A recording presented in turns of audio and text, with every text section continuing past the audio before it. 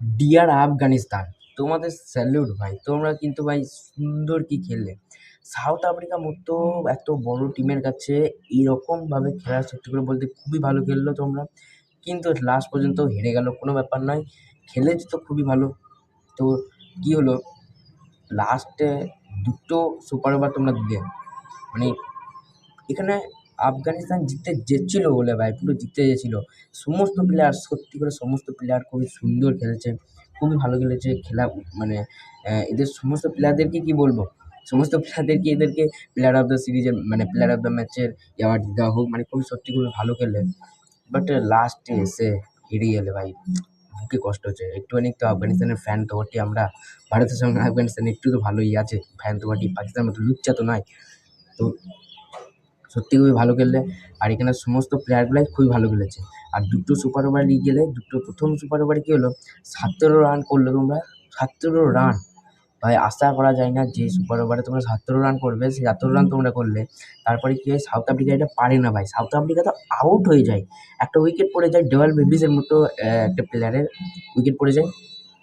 দিয়ে প্রায় তারা 17 রানই করে, সেটা চেস করতে পারে না, বাট 17 রান করে, বেশ ঠিক আছে। তারপরে 17 রান করার পর দ্বিতীয় নম্বর সুপার ওভার হয়।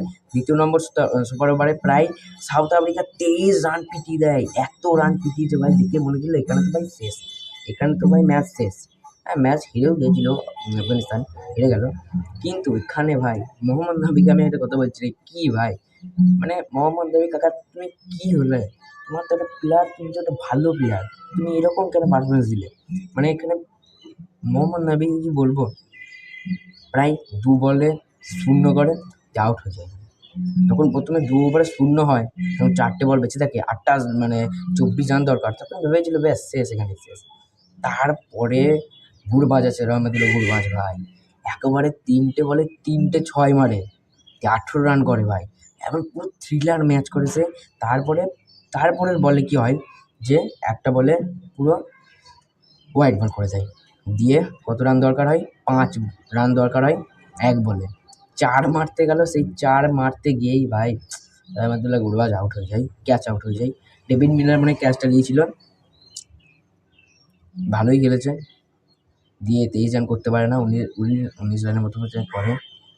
কিন্তু ভাই স্যালুট তোমাদেরকে ভাই। আর যারা ভাই এই ম্যাচটা দেখো নাই, তোমাদেরকে বলছি, তোমরা এই T20 ওয়ার্ল্ড কাপের সিরিজের সব থেকে ভালো ম্যাচ একটা, পুরো ভালো ম্যাচ লস করে ফেললে ভাই। এই ম্যাচটা যদি T20 ওয়ার্ল্ড কাপ শেষ হয়ে যায়, তারপরেও যারা এই ম্যাচটা দেখেছে সবাই এর নাম করবে, মানে এতটাই সুন্দর ম্যাচটা হয়েছে আর কি বলতে গেলে।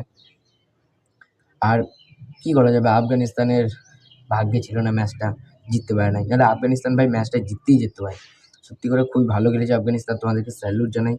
আর এই ম্যাচটা সত্যি করে সাউথ আফ্রিকা আফগানিস্তান সত্যি খুবই ভালো খেলেছিল, দুজনেই ভালো খেলে। আর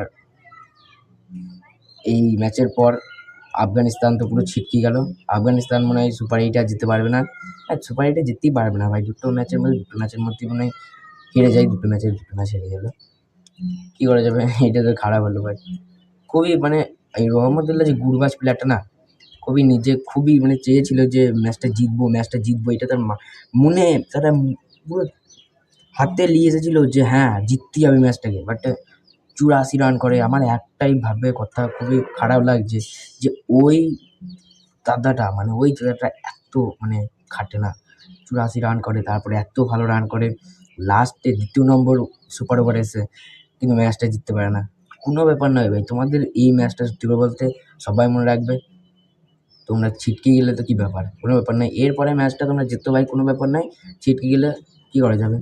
তো এই ছিল আমাদের ভিডিওটাকে ভালো লাগলে অবশ্যই চ্যানেলটাকে সাবস্ক্রাইব করে লাইক করে পাশে থেকো। তো টাটা, আবার পরে ভিডিওতে দেখা হচ্ছে।